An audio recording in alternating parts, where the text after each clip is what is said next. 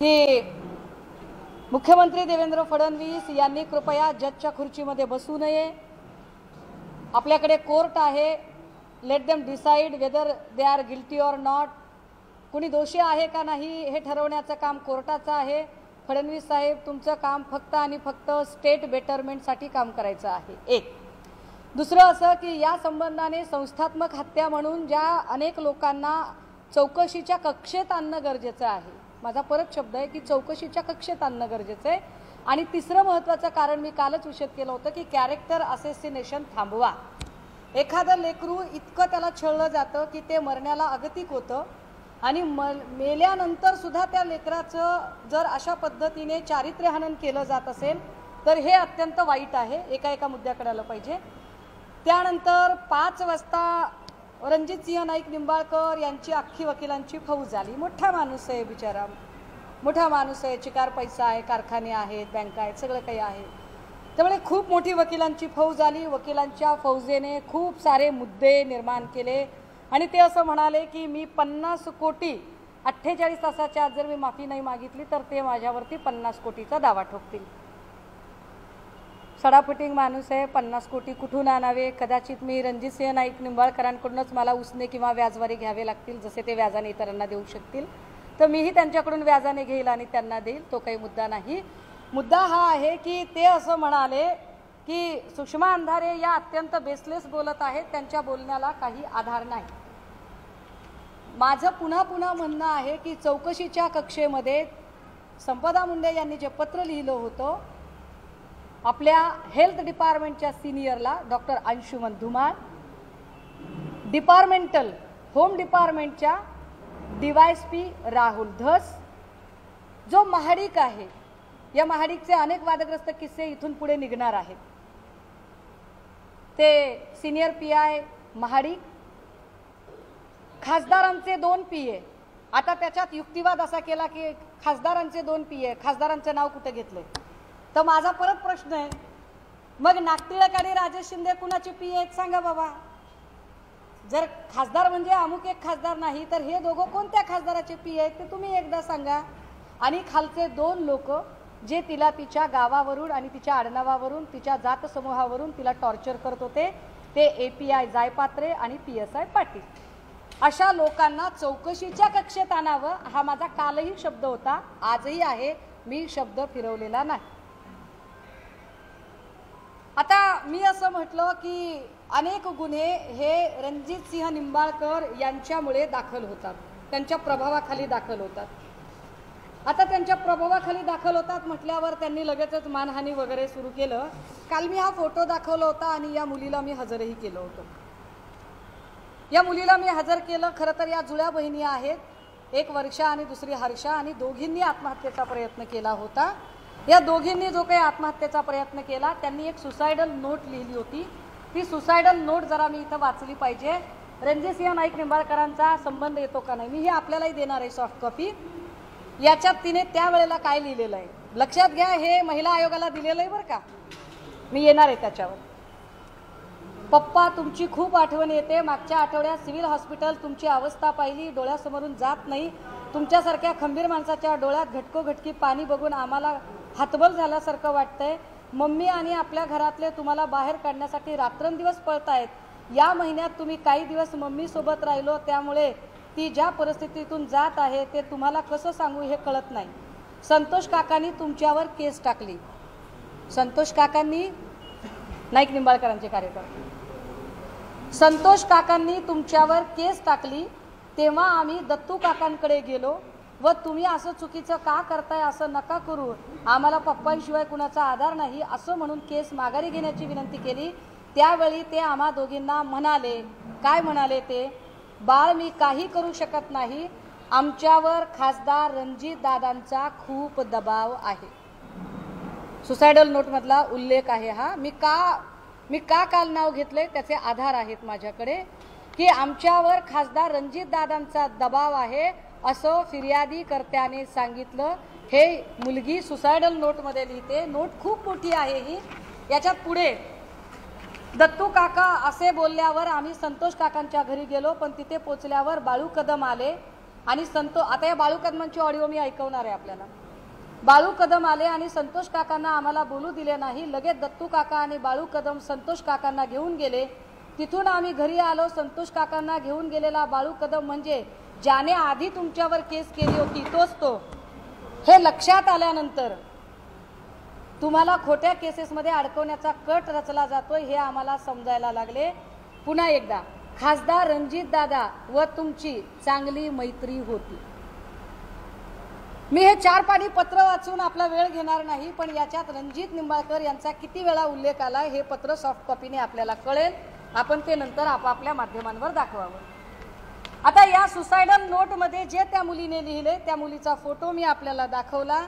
ही मुलगी ICUला होती. नशीब संपदा मुंडे हाताला लागली नाही, पण ही पोरगी हाताला लागली आणि वाचली.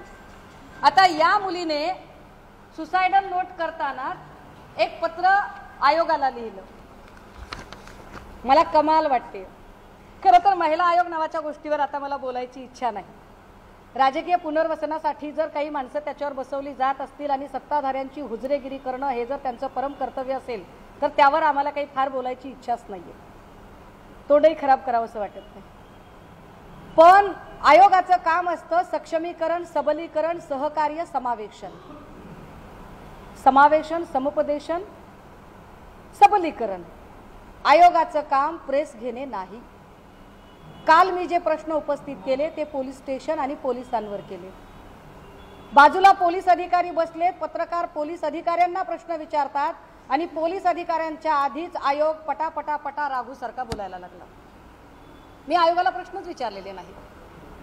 बरं, आता त्यांनी जे काही प्रश्नांची उत्तरं द्यायला लागले त्या उत्तरांमध्ये खरंच हे गरजेचं होतं का की या मुलीच्या कॅरेक्टर बद्दल का बोललं गेलं? पहिली गोष्ट, तुम्ही तिचं मेल्यानंतरचं कॅरेक्टर असोसिनेशन करताय. मुळात जिथे तपास यंत्रणेवरच माझा आक्षेप आहे, मुळात जिथे पोलीस यंत्रणाच संशयाच्या घेऱ्यात आहे, जी पोलीस यंत्रणा संशयाच्या घेऱ्यात आहे, ज्या पोलीस यंत्रणेवरच अनेक प्रश्नचिन्ह उपस्थित झालेले आहेत, त्या पोलीस यंत्रणेने तयार केलेले पुरावे, त्या पोलीस यंत्रणेने समोर आणलेला व्हॉट्सअप चॅट आम्ही किती व्हॅलिड मानायचा बरं? आणि त्या व्हॉट्सअप चॅटच्या आधारे जर आयोगावर बसलेली एखादी व्यक्ती जर सांगत असेल की मुलीचं असं झालं तसं झालं, मग ते 2 ठिकाणी वगैरे, मुळात हा आयोग काय पद्धतीने काम करतो हे एकदा सांगितलं पाहिजे. जर आयोगाला इतका म्हणजे पत्रकार परिषदा घ्यायचा एवढा नाद आहे, आयोगाला जर एखाद्या मुलीबद्दल इतका कळवळा आहे, तर तो कळवळा वर्षा आगवणे आणि हर्षा आगवणे यांच्याबद्दल का आला नाही? वर्षा आगवणे आणि हर्षा आगवणे यांनी आत्महत्या करताना हे पत्र लिहिलं. हे पत्र त्यांनी लिहिताना याच्यात ज्या CC दिलेल्या आहेत, किती तारखेचं पत्र आहे हे? 8/11/2022. विशेष आयोगाला बघा काय लिहिलेलं आहे त्याच्यामध्ये. विषय: फलटण शहर तसेच ग्रामीण पोलीस स्टेशनचे काही अधिकारी व कर्मचारी तसेच सेंट्रल बँक ऑफ इंडिया शाखा गिरवीचे प्राधिकृत अधिकारी श्री किरण डुकरे. बघा चौकशीच्या कक्षेत नावं किती येत आहेत ती. बँक ऑफ इंडिया शाखा गिरवीचे प्राधिकृत अधिकारी श्री किरण डुकरे हे सर्व संगनमत करून माझे वडील श्री दिगंबर रोहिदास आगवणे व आई सौ जयश्री दिगंबर आगवणे यांच्यावर राजकीय द्वेषबुद्धीने विद्यमान खासदार रणजित सिंह नाईक निंबाळकर यांच्या सांगण्यावरून, पुन्हा एकदा याच्यात हा उल्लेख आलाय. हा उल्लेख आजचा नाही साहेब, हा उल्लेख 2022चा उल्लेख आहे. हे शासनाला गेलेलं पत्र आहे. रणजित सिंह म्हणाले ना की माझा काही इंटरफिअर नाही. पीडित लोकांनी लिहिलेली पत्र आहे आणि त्याचे पुरावे मी आपल्या समोर देते की रणजित सिंह नाईक निंबाळकर यांच्या सांगण्यावरून वेगवेगळ्या खोट्या फौजदारी केसेस दाखल करून त्यांना त्रास देऊन भीतीचे वातावरण तयार केल्यामुळे 6/11/2022 रोजी नैराश्यामुळे व मानसिक ताणतणावामुळे आत्महत्येला सामोरे. काय जर तुम्हाला एवढ्या पत्रकार परिषदा घेण्याचा नाद आहे तर वर्षा आगवणे आणि हर्षा आगवणेच्या प्रकरणात तुम्ही का घेतली नाही पत्रकार परिषद? का नाईक निंबाळकरांना तेव्हाच प्रश्न विचारले नाही? का तुम्ही वैष्णवी हगवणे प्रकरणात वैष्णवीच्या बाजूने प्रश्न विचारले नाही?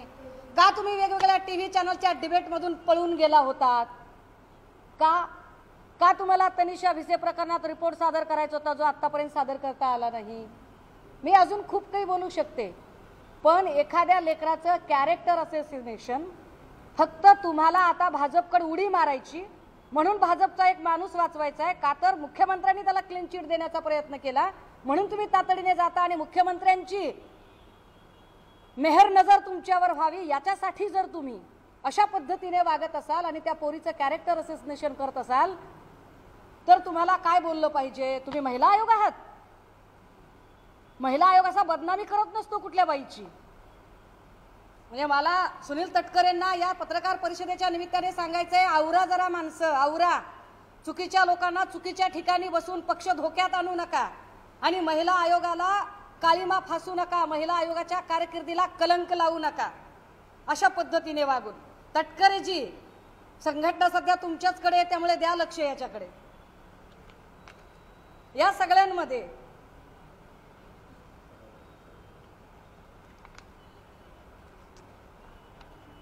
मी काहीच केलं नाही, माझा संबंधच येत नाही.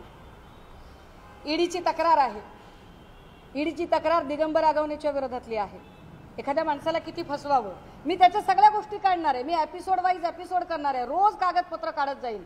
तुमच्या 50 कोटीच्या धमकीला नाही भीक घालत, अजिबात भीक घालत नाही. कालच सांगितलंय, एक बाग अगर मैंने कमिटमेंट कर दी तो मैं खुद की भी नहीं सुनती. काय करायचं ते घ्या करून, नाही भीक तुम्हाला. या बेल ऍप्लिकेशन या सगळ्या ईडीचे जर सगळे डॉक्युमेंट बघितले आणि ईडीची जर सगळी ऑर्डर नीट अभ्यासली, 45 पानाची आहे त्यामुळे मला वाचणं शक्य होणार नाही एवढी सगळी, ही मी आपल्याला सॉफ्ट कॉपी द्यायला तयार आहे. तर याच्यात स्पष्टपणे लक्षात येतं, अरे ऑनरेबल कोर्टाने सांगितलंय, ऑनरेबल कोर्टाने सांगितलं की नाईक निंबाळकरवर गुन्हा का दाखल केला जात नाही, त्याला चौकशीच्या कक्षेत का आणलं जात नाही.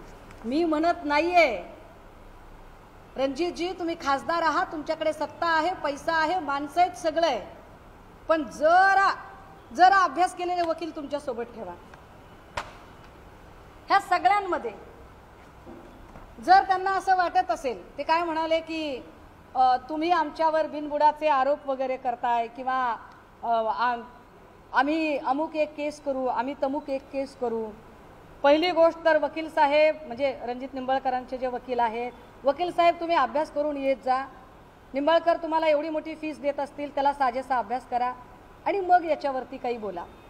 या सगळ्या प्रकरणामध्ये तुम्ही ज्या पद्धतीने मांडणी करताय मुळात कदाचित तुम्हाला माहीतच नाहीये. माझा जो कन्सर्न आहे तो कन्सर्न पोलीस स्टेशन हे फॅसिलिटी प्रोव्हायडर असले पाहिजेत, पण पोलीस स्टेशन जर छळछावण्या होत असतील तर अशा छळछावण्या घातक आहेत. लोकांचा कायद्यावरचा आणि एकूण न्याय व्यवस्थेवरचा विश्वास उडेल, तो उडता कामा नये, हा माझा जास्त कन्सर्न आहे. माझा कन्सर्न हा आहे की एखादं लेकरू आधी त्रासाला कंटाळून गेले आणि तुम्ही त्याच्यावर ती किती मुलांसोबत चॅट करत होती हे चॅट सांगताय. 1 मिनिटासाठी असं गृहीत धरू, बरं 1 मिनिटासाठी असं गृहीत धरू की एखाद्या मुलीने 2 मुलांसोबत चॅट केले, मग तुम्हाला अधिकार मिळतो मारायचा? तुम्हाला अधिकार मिळतो तिला टॉर्चर करायचा? कोण आहात तुम्ही? कुठले ठेकेदार आहात तुम्ही? तुम्हाला कुणी अधिकार दिला हे सगळं करायचा? एखादी मुलगी ती तिचं आयुष्य जगताना तुम्ही तिच्या संबंधाने असणाऱ्या ज्या सराउंडिंग आहेत त्यावर न बोलता, पत्रकार जेव्हा पोलीस अधिकाऱ्याला प्रश्न विचारतायत, माझ्याकडे एक केस आहे, मी त्याच्यामध्ये नाव डिस्क्लोज करू इच्छित नाही, पण माझ्याकडे इतक्या काही चॅट आहेत, त्याच्यातल्या एवढ्या काही चॅट आहेत की काय पद्धतीने पोलीस अधिकाऱ्यांनीच, मला हे दाखवायला पण लाज वाटते अक्षरशः की काय गलिच्छ पद्धतीने हे सगळं केलं गेलं. पण याच्यात ऑनरेबल कोर्टाची एक ऑर्डर आली आहे. तुम्हाला आठवत असेल की एक महिला एका पोलीस अधिकाऱ्यावर तिने तक्रार अर्ज दाखल केला आणि तिचं पण फोटो चुकीचे लावून तिच्याबद्दल अत्यंत चुकीच्या वदंता पसरवल्या गेल्या. तिने त्या संदर्भाने कोर्टाकडे अपील केलं. कोर्टाने याच्यामध्ये एक वर्डिक्ट दिलंय बेल ऑर्डर देताना आणि त्याच्यामध्ये कोर्टाने 23 सप्टेंबर 2025 ला कोर्ट काय सांगतो बघा. This is an application for anticipatory bail the applicant is apprehending her arrest in crime number 1633 of 2024 registered with Kalwa police station for the offence punishable under section 35, 308, 7, 61, 2 of the Bharatiya Nyay Sanhita 2023. I have heard learned counsel for the applicant for some time. Learned counsel for the applicant submits that the applicant had lodged the complaint against the present first informant, who is Assistant Commissioner of Police.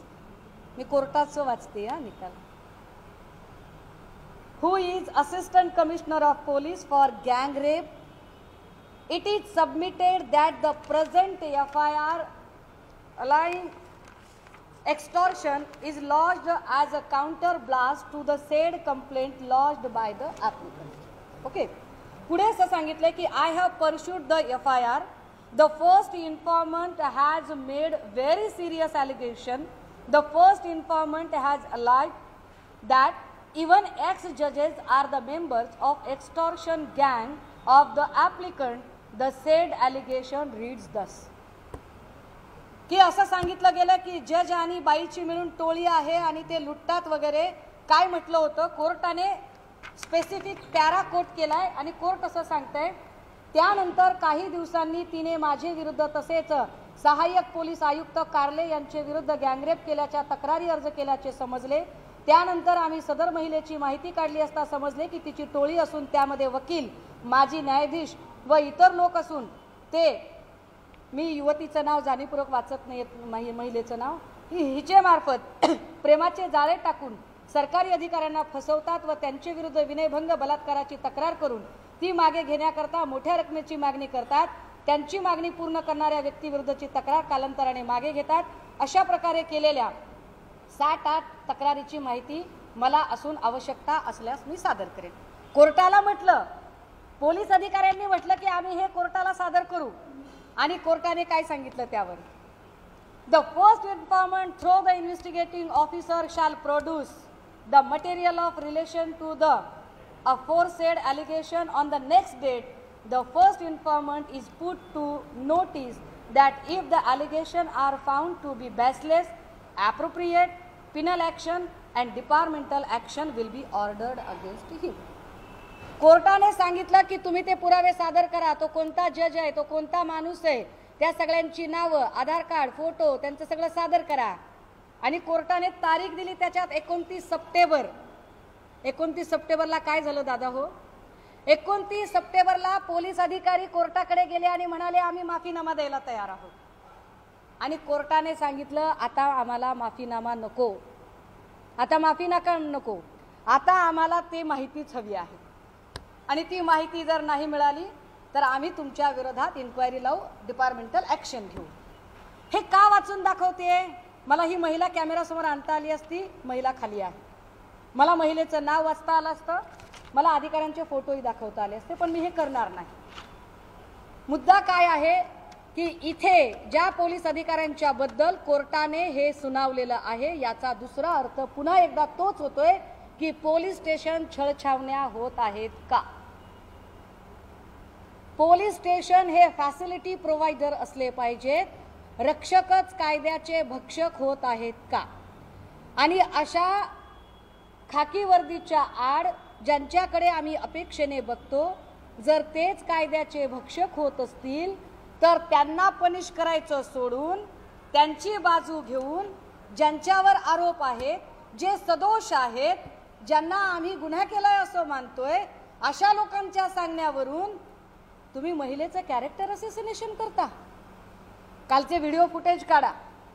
काल महिला आयोग जिथे बसला होता त्यांच्या मागचे सगळे चेहरे झूम करा, इन्सर्ट मध्ये टाका. हे सगळेच्या सगळे चेहरे नाईक निंबाळकरांचे कार्यकर्ते आहेत. तुम्ही कोण म्हणून गेला होता? तुम्ही नाईक निंबाळकरांचे समर्थक म्हणून गेला होतात की तुम्ही आयोगाचे पदाधिकारी म्हणून गेला होता? तुम्हाला काय अधिकार आहे एका लेकराचं तुम्ही कॅरेक्टर असोसिएशन करण्याचा? मी ते म्हणाले की माझ्या म्हणण्यावर काहीच होत नाही, मी कशाला तक्रार दाखल करेल बाबा, मी नाही तक्रार दाखल केली. हॅलो, दादा मी जयश्री बोलते. पहिल्यांदा मी सांगितलं पाहिजे हा कॉल जो आहे हा जयश्री आगवणे आणि रणजित नाईक निंबाळकरांमधला आहे. ठीक आहे, संवाद आहे का? हा संवाद पण मी आपल्याला देईन. म्हटलं थांबा, हे कुठंतरी खूप मुलांचा घरून फोन येतोय सारखा, मुलगी खूप आजारी आहे. हॅलो, दादा मी जयश्री बोलते. म्हटलं थांबा, हे कुठंतरी खूप मुलांचा घरून फोन येतोय सारखा, मुलगी खूप आजारी आहे, मोठी नाना आजारी आहेत. नाना तर असे आलेत की त्यांचं गॅरंटी कमी आहे.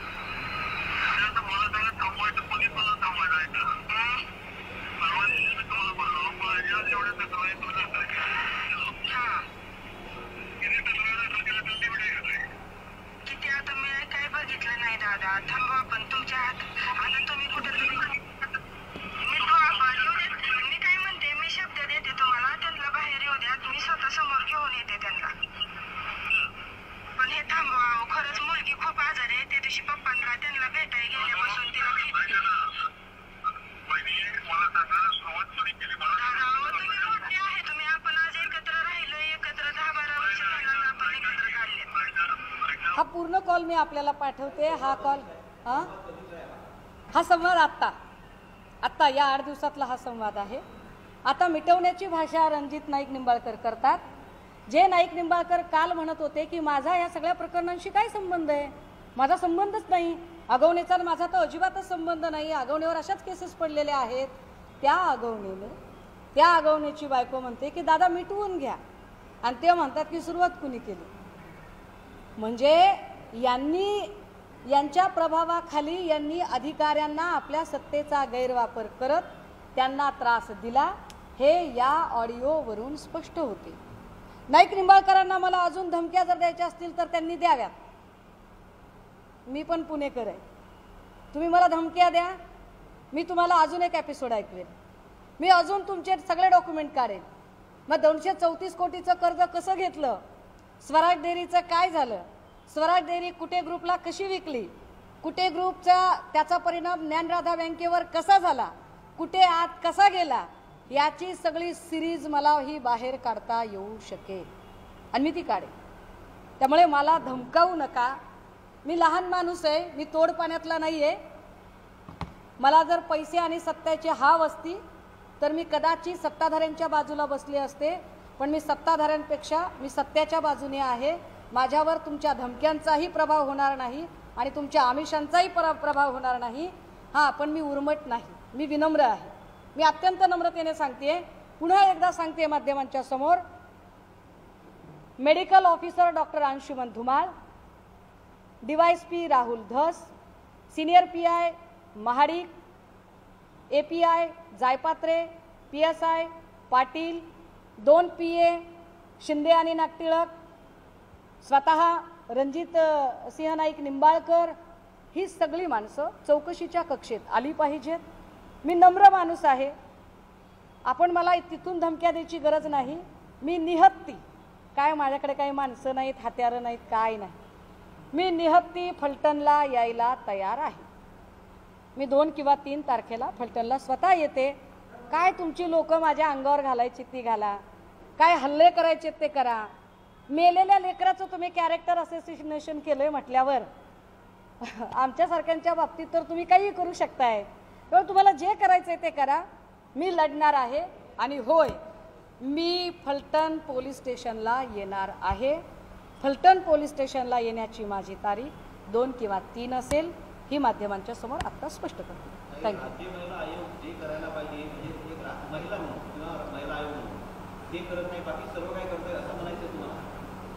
मी आता आपल्याला दाखवलं की जर महिला आयोगाला जर प्रेस करायची होती तर आगवणे प्रकरणात का केली नाही, ज्या पोरींनी आत्महत्या केली आणि करायचा प्रयत्न केला आणि ज्यांनी पत्र लिहिले 22ला, प्रश्नच नाही.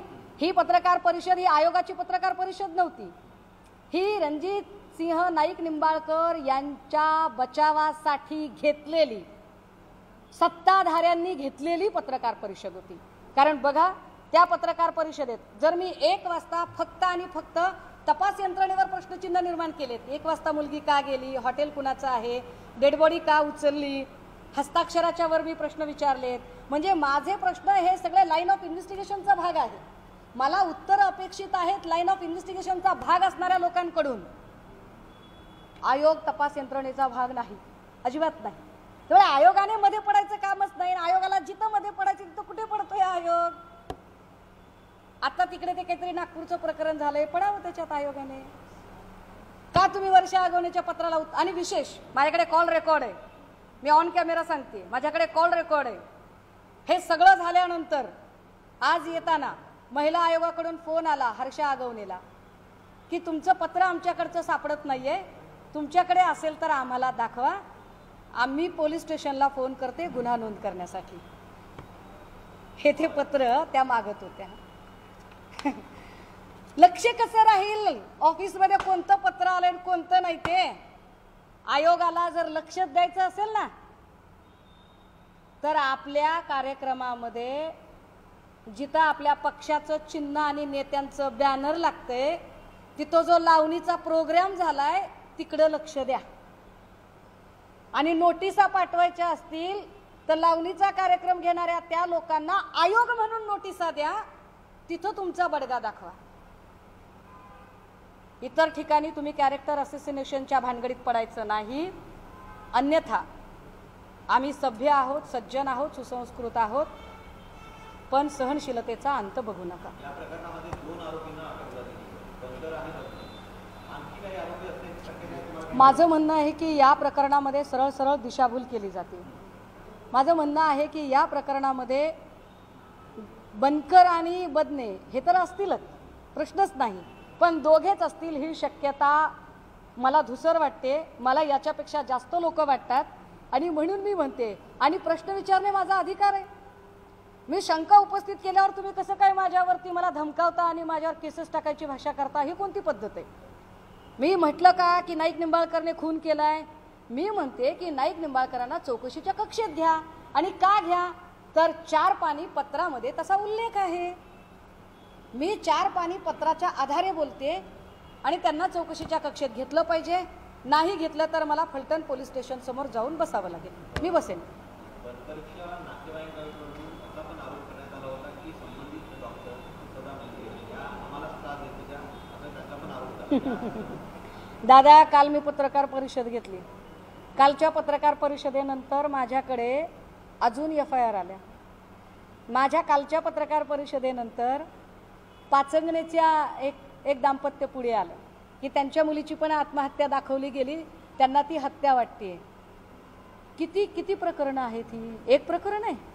मी काल नंदू ननावरेचं प्रकरण सांगितलं, धनंजय ननावरेचं प्रकरण सांगितलं, मी किती केसेस सांगितल्या. तो तुषार खरात का काय पत्रकार, त्याच्यावरही एक केस पडलेली होती. किती लोक आहेत अशी? आता ह्या सगळ्या लोकांचा आणि संपदा मुंडेंचा काय संबंध असेल बरं? आपण मुद्दा समजून घ्या. जसं परळीचं पोलीस स्टेशन छळछावणी झाली होती तसंच फलटणचं पोलीस स्टेशन छळछावणी झाली आहे का याची चौकशी झाली पाहिजे. आणि जे स्थानिकचे पोलीस आहेत त्यांना बाजूला ठेवा. माननीय उच्च न्यायालयाने यामध्ये स्वतंत्र अशी चौकशी समिती नेमावी. मग तुम्ही तो तपास CBI CID काय करायचे ते करा, पण स्थानिकच्या पोलिसांवर विश्वास नाही. आणि स्थानिकच्या पोलिसांनी दाखवलेले पुरावे